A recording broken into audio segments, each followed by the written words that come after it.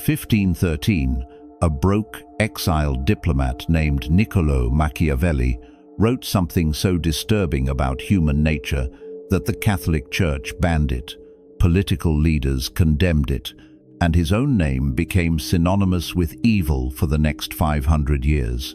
Not because what he wrote was false, but because it was so uncomfortably, undeniably true that it threatened every comfortable illusion people held about loyalty, love, and human goodness. What Machiavelli observed wasn't about politics or princes. It was about fundamental human psychology that operates in every relationship you have right now with your partner, your friends, your family, your colleagues, everyone. And once you understand what he actually documented, you'll never see people the same way again.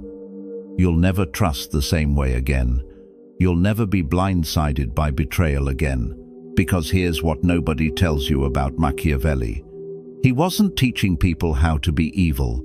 He was revealing the evil, or, more accurately, art, the self-interested nature that already exists in every human heart, including yours. And the people who condemned him did so because they were using the exact techniques he described while pretending to operate from nobler principles. Today we're going deep into what Machiavelli actually observed about human nature. Not the distorted version you've heard about. The real observations that explain why your best friend disappeared when you needed them most, why your partner's love evaporated when circumstances changed, why your family's support came with invisible strings, why your colleagues smiled while undermining you. This isn't theory. This is pattern recognition about human behavior that's operated for thousands of years and operates right now in every interaction you have. The only question is whether you'll see it clearly or keep pretending everyone around you operates from better motives than they actually do. The forbidden observation. Let me read you Machiavelli's exact words, written in exile after being tortured and stripped of everything he'd worked for. Men are ungrateful, fickle, false, cowardly, covetous, and as long as you succeed, they are yours entirely. They will offer you their blood, property, life, and children when the need is far distant, but when it approaches, they turn against you. Read that again. Feel how it lands. Notice the resistance that comes up, the voice saying, "That's too cynical. That's not true of everyone. I'm not like that. My people aren't like that." That resistance? That's exactly what Machiavelli predicted. He wrote, "Everyone sees what you appear to be. Few experience what you really are." Humans are extraordinarily skilled at maintaining public performances of loyalty and virtue while operating privately from pure self-interest. But here's what makes this observation brutal rather than just cynical. Machiavelli included himself in this assessment. He wasn't saying other people are selfish while he was noble. He was saying all humans, himself included, operate primarily from self-interest, and that recognizing this is the only way to navigate reality successfully, the test that proves he's right. Think about your closest relationships right now, the people you're most certain love you unconditionally. Now run this thought experiment. You lose everything: your money, your status, your looks, your health, your abilities, everything that makes you valuable or pleasant to be around. You become a burden rather than a benefit. How many people stay? Be honest. That number, that small, uncomfortable number, is the truth about human loyalty. Everyone else is there for what you provide, not who you are at your core. This isn't a condemnation, it's a description. And once you accept it, you can finally build relationships on realistic foundations instead of romantic delusions that collapse the moment they're tested. Machiavelli spent decades observing humans under pressure in war, in political collapse, in moments where survival depended on loyalty. And what he documented was a pattern so consistent, it might as well be a law of nature. Every human relationship operates fundamentally on self-interest, even when people genuinely believe they're acting from pure love, loyalty, or altruism. This is the core truth that changes everything. Not that people are evil or that love doesn't exist, but that human attachment is always rooted in what the other person provides. The provision might be emotional, practical, social, sexual, financial, or psychological, but it's always there. And when the provision stops, attachment evaporates. Watch this pattern in your own life. The friend who vanished. You had a close friend for years. Then circumstances changed, you moved, changed careers, got into a relationship, or stopped being fun because life got hard. Suddenly they're too busy to maintain the friendship. What happened? You stopped providing whatever benefit maintained their interest. Maybe you were entertaining, maybe you were useful, maybe you provided social access. When that benefit disappeared, so did they. The partner who lost interest. You were deeply in love. They claimed you were their everything. Then you lost your job, or got depressed, or stopped meeting their needs in some fundamental way. The love that seemed eternal evaporated within months. What happened? The exchange that sustained the relationship became unbalanced. You were taking more than you were giving, and human psychology doesn't tolerate that imbalance indefinitely. The family member who only calls when they need something. You haven't heard from them in months or years. Then they're in trouble, financial, emotional, practical, and suddenly they remember you exist. When the crisis passes, they disappear again. This pattern isn't unusual, it's the norm. Family relationships that feel unconditional are often just relationships where the exchange is less obvious, but equally real. The colleague who became distant. You used to be close at work, then you changed departments, or they got promoted, or your career paths diverged. The friendship that seemed genuine faded immediately. Why? Because the friendship was sustained by proximity, shared interests, and mutual professional benefit. Remove those factors, and the relationship had no independent foundation. Machiavelli would look at each of these scenarios and say, "Of course, what did you expect?" He observed that princes who thought their subjects loved them personally were shocked when those same subjects welcomed invading armies that promised better conditions. The love was never about the prince, it was about what the prince provided. Your relationships work the same way. The love isn't about you, it's about what you provide. And the moment you understand this, you stop being hurt by betrayals that were just people acting according to their nature when the exchange stopped benefiting them. The 3 core truths. Now, let's break down the specific mechanisms Machiavelli identified. These are the patterns that operate beneath every human relationship, whether people acknowledge them or not. Truth 1. People stay for benefits, not bonds, Machiavelli wrote.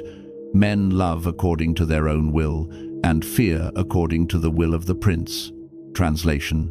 People's affection is controlled by their own needs and desires, but their respect responds to your strength and enforcement of boundaries. This distinction is crucial. Affection is what people feel when you benefit them. Respect is what people demonstrate when you've proven you won't tolerate poor treatment. Most people confuse the two and wonder why the people who claim to love them most treat them worst. In romantic relationships, your partner doesn't stay because of your history together, because of the bond you've built, or because they made a commitment. They stay because the relationship continues to meet their needs better than available alternatives.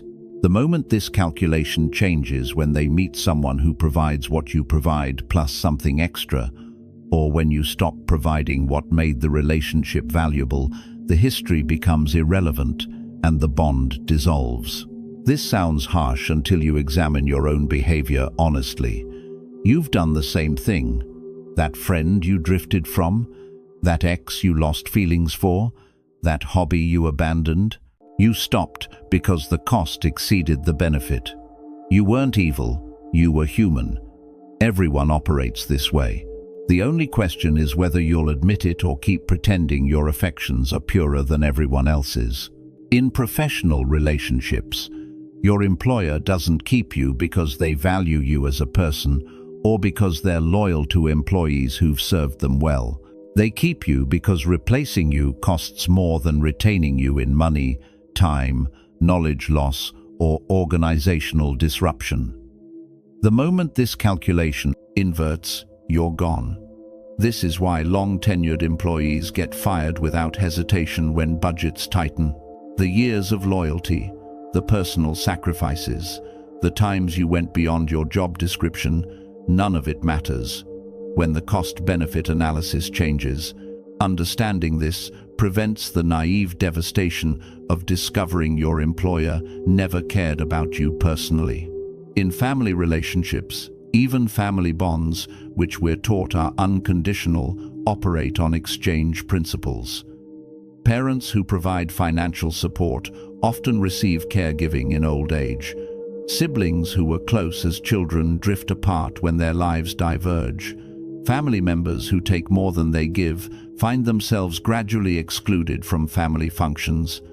The exchange might be less transactional than workplace relationships, but it's still exchange. And family members who violate the implicit bargain, who take without giving, who cause more problems than they solve, who demand support without providing, it eventually find themselves on the outside regardless of blood ties. Machiavelli's insight. Once you accept that all relationships are exchanges, you can stop being hurt by people acting according to the natural laws of exchange. Your focus shifts from "why did they betray me?" to "what exchange sustained this relationship and what changed?" Truth 2. People test your boundaries constantly. Here's where Machiavelli gets really practical. He wrote, "Men never do good unless necessity drives them to it." His observation: humans instinctively test boundaries to determine what they can get away with. When they encounter firm resistance, they respect the boundary and the person enforcing it. When they encounter weak resistance or no resistance, they push further. This isn't conscious malice in most cases, it's unconscious behavioral economics.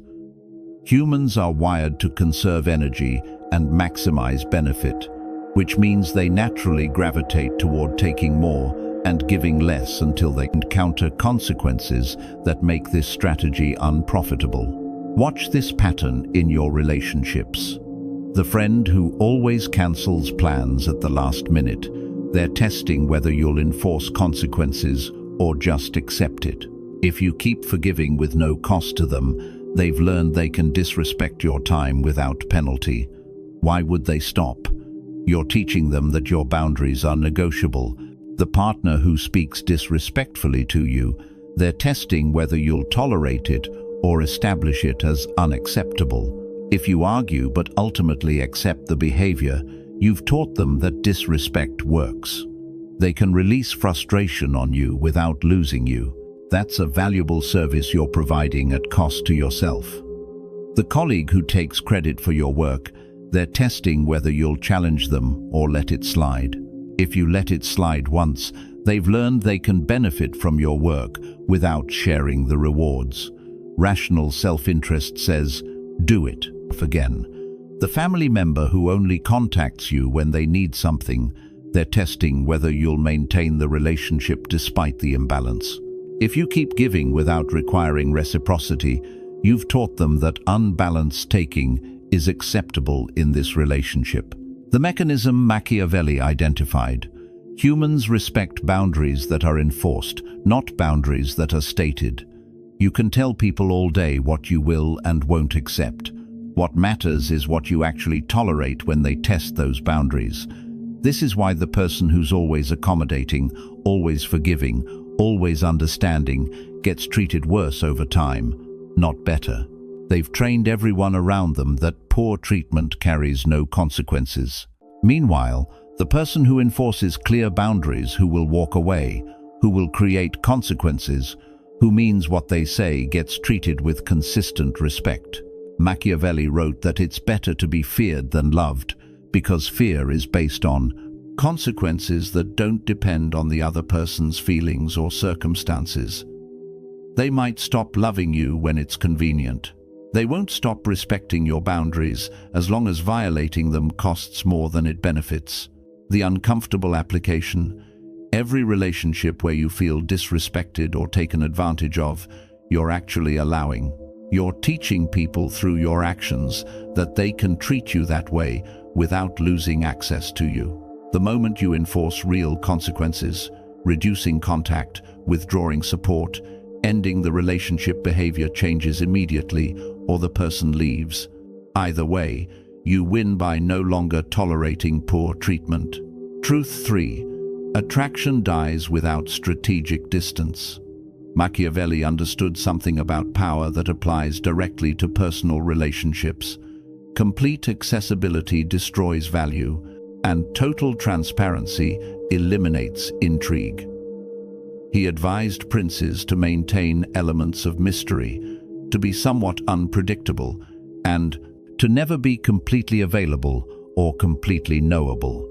In modern relationships, this principle operates ruthlessly. The person who becomes completely available, completely transparent, and completely merged into another's life stops being a separate entity worth pursuing and becomes a utility to be accessed. In romantic relationships, this is why relationships often die after the moving in together phase. Not because proximity is inherently bad, but because many people respond to increased proximity by eliminating all independence, sharing everything, being available constantly, and merging their entire life into the relationship. What happens? The mystery evaporates. The person who was once intriguing becomes completely known. The person who was once pursued becomes always available. The separate individual becomes an extension, and extensions aren't attractive, they're utilities. Watch how this manifests. Early in relationships, you both have full lives. You have friends, hobbies, goals, and time apart. You share selectively. You maintain some mystery. The relationship is exciting because you're two complete people choosing to share time together. Then you get serious. You drop your friends. You abandon your hobbies. You share everything. You're available 24/7. You have no life outside the relationship. You've gone from being an interesting person they choose to spend time with to being a person whose entire existence revolves around them. The result? They lose interest. Not because they're shallow or cruel, but because you've eliminated what made you attractive. The sense that you're a complete person with a full life who chooses to include them, not someone who needs them to have a life. Machiavelli observed that the prince who granted audiences to anyone who asked became less respected than the prince whose time was valuable and scarce. In relationships, the person who's always available becomes taken for granted. The person who maintains scarcity of their time and attention remains valued. In all relationships, this pattern extends beyond romance. The friend who's always free whenever you call becomes the backup friend you contact when better options aren't available. The professional who responds to emails at 2 a.m. teaches people their time has no boundaries. The family member who always accommodates everyone else's needs becomes the one whose needs are never prioritized. The strategic distance isn't about playing games or being artificially unavailable. It's about maintaining genuine independence, having a life, interests, and priorities that exist outside any single relationship. This makes you interesting because you're not just a reflection of the other person. You're a separate entity worth engaging with. Machiavelli would recognize this as basic power dynamics. The person who needs nothing from the relationship has all the power. The person who's desperate for the relationship has none. By maintaining independence, emotional, social, practical, you avoid desperate dependence that makes you unattractive and guarantees poor treatment. The respect mechanism. Now we reach Machiavelli's most famous and most misunderstood observation. It is better to be feared than loved. if you cannot be both. Everyone focuses on feared and misses the actual insight. Let me give you his full reasoning. Love is preserved by the link of obligation, which, owing to the baseness of men, is broken at every opportunity for their advantage. But fear is maintained by a dread of punishment, which never fails. Translation: people's affection for you depends on you continuing to benefit them, which makes it fragile and contingent on circumstances. But people's respect for your boundaries is reliable because it's based on consistent consequences that don't fluctuate with their feelings or situations. This isn't about making people afraid of you through threats or intimidation. It's about understanding that respect based on enforced boundaries is more stable than affection based on benefits you provide.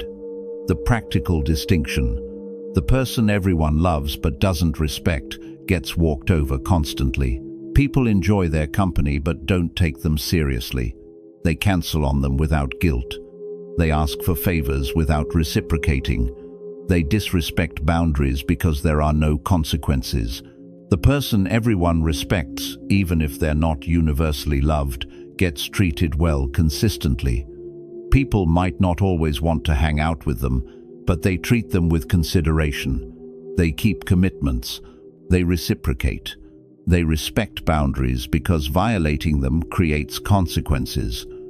Which would you rather be? In professional contexts, the boss everyone loves because they're nice and accommodating gets the least respect and worst performance from their team. The boss everyone respects because they're fair but firm gets better results, even if they're not as personally liked. In personal relationships, the person who's always forgiving, always understanding, always giving second chances gets treated worse over time. The person who enforces clear boundaries, "do that again and I'm done," and actually follows through, gets treated with consistent respect. The mechanism Machiavelli identified: humans respond to incentives. If poor treatment of you carries no cost, expect more poor treatment. If poor treatment carries consistent costs, reduced access, withdrawn support, ended relationships, expect better treatment, or for people to self-select out of your life. Both outcomes benefit you. Either you get better treatment, or you eliminate people who won't treat you well. What doesn't benefit you is tolerating poor treatment indefinitely while hoping people will choose to treat you better out of the goodness of their hearts. Machiavelli knew, hoping people will be better than their nature is a recipe for disappointment. Structuring relationships so their self-interest aligns with treating you well is a recipe for success. The transformation protocol: understanding these truths intellectually accomplishes nothing. Machiavelli didn't write theory, he documented practice gained through bitter experience. So here's how you actually apply these insights to transform your relationships from sources of pain and confusion to sources of strategic benefit. Step 1. The relationship audit. Go through every significant relationship in your life and honestly assess: what benefit does this person receive from me? What benefit do I receive from them? Is the exchange balanced or imbalanced? For imbalanced relationships where you're giving significantly more than you receive, you have 3 options. 1. Reduce your investment to match what you receive. 2. Explicitly renegotiate the exchange to restore balance. 3. End the relationship and redirect that energy to relationships that are reciprocal. Most people refuse to do this audit because the results are uncomfortable. You'll discover that many people you think care about you are simply using you, that many relationships you're heavily invested in aren't reciprocated, that you've been volunteering for exploitation because you bought into fairy tales about unconditional loyalty. Do the audit anyway. Discomfort that leads to clarity is better than comfort that perpetuates exploitation. Step 2. The boundary establishment. For each relationship you're keeping, identify what behavior you will and won't accept. Be specific. Then, and this is crucial, determine exactly what consequences will follow if boundaries are violated. The consequence must be something you're actually willing to enforce. If you do X, I'll be upset. Isn't a consequence, it's just information that people will ignore if upsetting you doesn't cost them anything meaningful. Real consequences look like, if you cancel on me without significant notice one more time, I'm done making plans with you. Then actually follow through. The person who establishes boundaries but doesn't enforce them has established that their boundaries don't matter. Step 3. The independence maintenance. Actively maintain a life outside every relationship. Have friends your partner doesn't share. Have hobbies that don't involve your family. Have professional goals that don't depend on any single colleague's support. This isn't about backup plans or keeping options open for betrayal. It's about remaining a complete person rather than an extension of others. Complete people are attractive and respected. Extensions are taken for granted and eventually discarded. Step 4. The respect optimization. Stop trying to be liked by everyone. Start being respectable. The difference: being liked means accommodating others' preferences, even when they conflict with your own. Being respectable means having clear standards and sticking to them, regardless of whether others approve. Paradoxically, being respectable makes you more liked by people worth knowing, because those people are attracted to strength and clear principles. The people who dislike you for having boundaries weren't worth accommodating anyway.